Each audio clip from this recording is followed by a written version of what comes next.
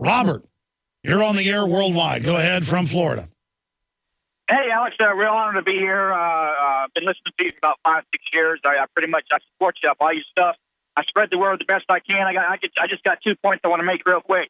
Yesterday, concerning the subway issue, I was in a restaurant and I come upon some gentlemen that were ordering stuff, and I found a little USA Today clip that they had. You know, not a big article, but a little tiny thing nevertheless.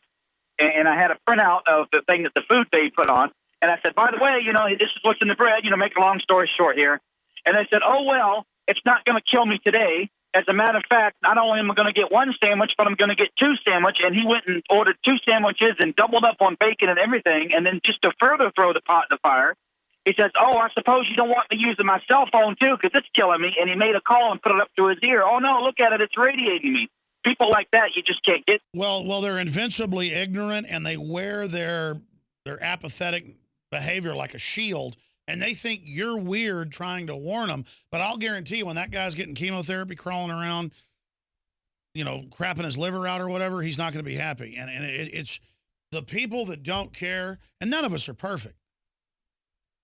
And, you know, if you've lost your wife or your husband and you're depressed, you're old, and you want to go drink a bottle of Jack Daniels every night, knock yourself out and, you know, kill yourself. But the point is that these average people, but then they want to put cell towers on top of schools, and they want us to eat GMO, and they don't want us to be able to label it, and we need to be able to go into a Subway and get something that doesn't have plastic in it.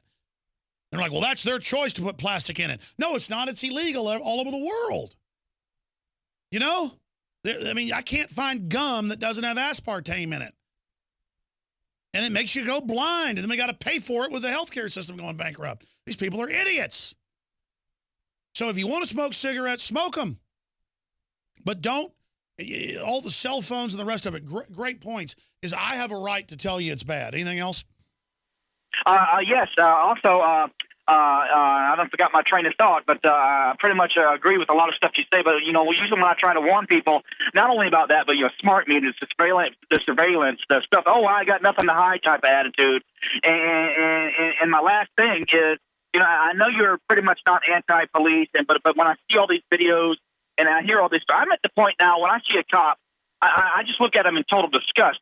Maybe you can point me in the right direction here, because I tell you what, I will not tolerate a checkpoint. I will not tolerate being harassed. I will fight back. Now, I know that's not the mentality you're advertising for, and I know I'm not saying that you are, but that's just how I feel. I mean, can you tell me, am I wrong in that thinking? Because I'm at the point where I'm just not going to take it.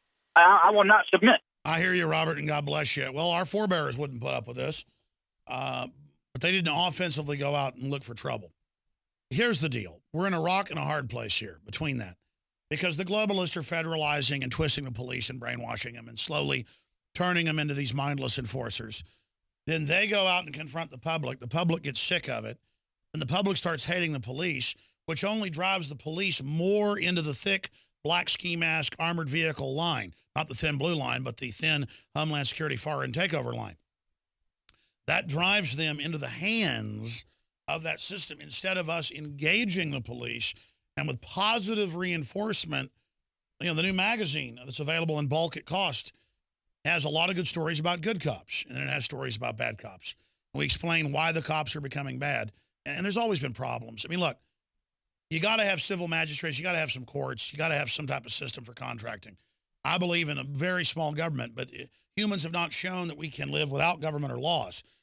But we go through cycles where the police and the government always become above the law, become the law, and then you get a tyranny, then things fall apart. And that's where we're going right now. The police on average are not the problem. It's the government on top of it and what's happening. Most police are that I run into are good people all over the country. But it's like the cops trying to make the ambulance get off the road when it's a 2-lane road in the country with embankments on the sides, and the ambulance is trying to pull over, you know, so it can go around and waving. So the cop pulls him over and goes, how dare you wave me around? With those hand gestures. We can see the hand gestures. Just come on by. They get into town, pulls him over, yells at him for 15 minutes, and then more cops show up and they start choking the head EMT, saying don't resist, trying to get him to resist. I mean, I couldn't imagine wanting to have the overwhelming odds, the guns, and to want to corner somebody for my ego, to want to dominate them in just an act of pure power to show me that they're boss. I mean, that is the essence of tyranny, the essence of cowardice, the essence of not being an honorable person, the opposite of being a knightly person, a chivalrous person. I mean, and that's the problem with a lot of the wimps and fake tough guys that get into the military and get into policing. Because in my experience, really tough guys are not looking for trouble. And they're confident and they know how to deal with situations and are a lot nicer. It's all these wannabe UFC type people who really want to show everybody they can beat everybody up and shoot everybody and tase everybody that are really going to cause a civil war in this country.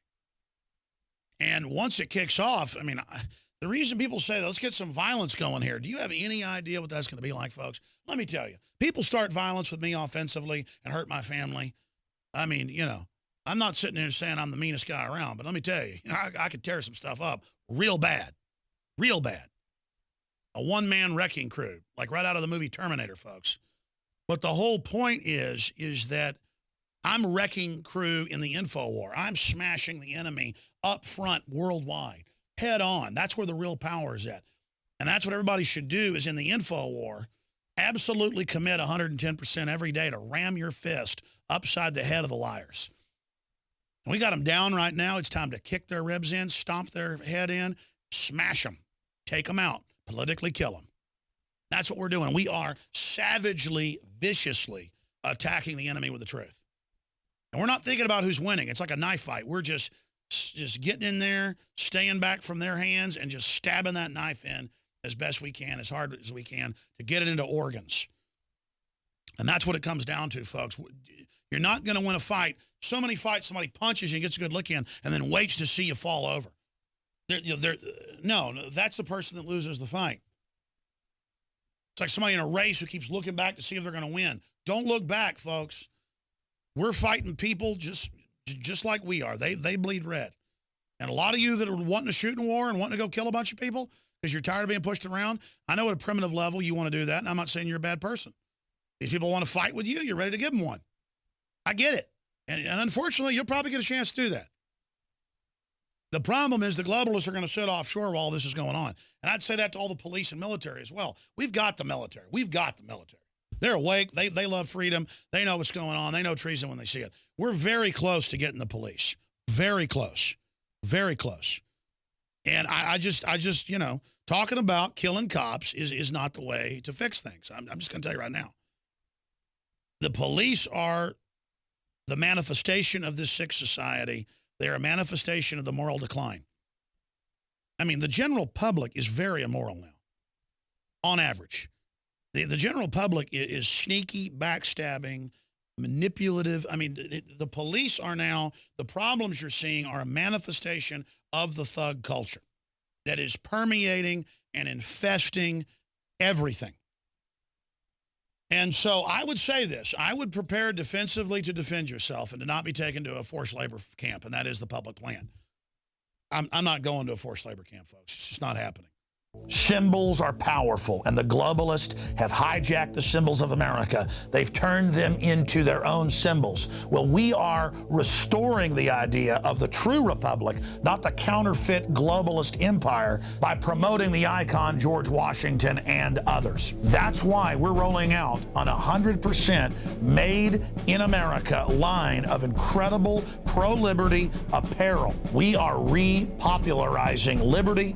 We are helping fellow Americans rediscover what made this country great. We are the spirit of 1776. We are 1776 worldwide. We are all brothers and sisters in arms in the animating contest of liberty in the long march towards humanity's ultimate destiny of freedom.